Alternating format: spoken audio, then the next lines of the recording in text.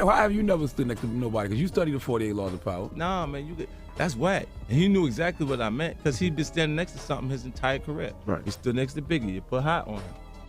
The Bad Boy Records founder shared untold stories to celebrate his Last Train to Paris anniversary. Yesterday marked the 10-year anniversary of Diddy Dirty Money's album, Last Train to Paris. To celebrate the milestone, the Revolt chairman unearthed archived clips from the project studio sessions and shared never-before-heard stories with fans on Clubhouse. Diddy shared anecdotes on the social media platform that was specifically designated as an appreciation room for the album Last Train to Paris. The topics that he spoke included his early life, his sources of motivation, and his famous partner and lifelong buddy, the Notorious B.I.G. Diddy once told a story in which he disclosed that before Biggie became one of the most revered rappers of all time, Biggie had actually desired to be his manager. The founder of Bad Boy Records is responsible for explaining that Biggie Smalls was the one who suggested that he begin rapping. "It wasn't like I was a cat knocking on the lunch table like that," the speaker said. To put it another way, you might say that I followed in the footsteps of famous producers such as Dr. Dre and Ted Riley.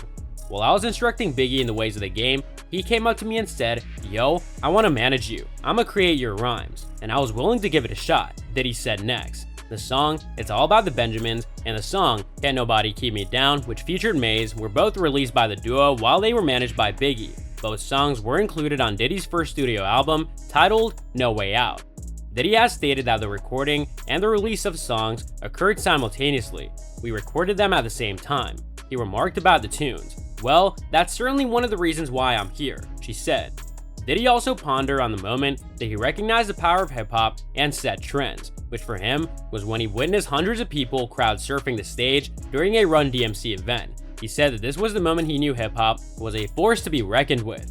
"You have that first tier, it's the floor," the speaker said. "Then there's a second tier that you have. I was on that second tier to the left, perhaps around 12 rows back." He stated at the outset, "When I was seated there, Run had raised his Adidas and commanded everyone else to do the same, saying, 'Everyone raises your Adidas,' and I witnessed between 30,000 and 35,000 additional cats just rush the entrance, as though the barrier were leaning to one side. When I glanced up there, I thought to myself, I have no idea what it is, but I want to do that. That was like the tipping point," he continued. "That triggered me as far as understanding the power of us and making brands. I was like, I want to do that up there, but I also want to do everything." 1 year later, Diddy ended up selling out his own event at the same arena, proving once and for all the power of manifestation. He recalled that throughout the show, they would put me up in the air, and that he could look down and see the seat that he had been occupying. "I looked over at that chair that I was sitting in, and I worked my way up to triumph. Simply put, it's a matter of manifestation and belief. A fresh start awaits you every morning." Yayo claims that Diddy had second thoughts about signing 50 Cent because of the competition between G-Unit and 50 Cent in the music industry and on the streets. Diddy allegedly did not want another artist on his roster similar to the Notorious B.I.G., who could have been killed in the same way. Yayo's claim is supported by evidence. He was like, "Yeah, we can't sign you, Playboy," Yayo said of Diddy's decision. It's too much drama with the Biggie stuff and all that." Yayo continued by saying, "We had a meeting with Diddy, and it was just me and 50, but out of respect, he took the meeting."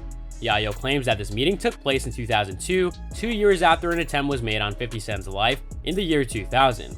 This was after How to Rob, soon after he got shot, and he had all the mixtapes smashed on Smash, the narrator says. D-Dot was collaborating with 50 Cent on the project titled How to Rob. Yayo claims that Diddy, for whom 50 Cent once worked with as a ghostwriter, gave 50 Cent some advice about 3 things that every rap star needs to have.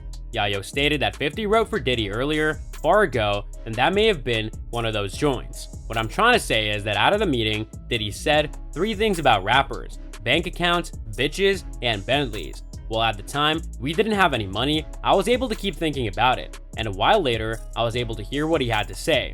I was well off in terms of finances, sexual relationships, and automobiles. Because of this, you're now a target. Even though I've been shot a number of times, I always make sure to say my prayers before I head out the door." Get Rich or Die Trying was 50 Cent's debut album, which was certified multi-platinum and released in 2003 after he eventually signed with Shady Records. The album was the most successful of 2003, with 12 million copies sold throughout the globe by the time the year came up to a close. it is still 50 Cent's best-selling album with certified sales of 9 million copies in the United States, and it is the 10th best-selling hip-hop album in the country. All in all, the album has sold 21 million copies worldwide.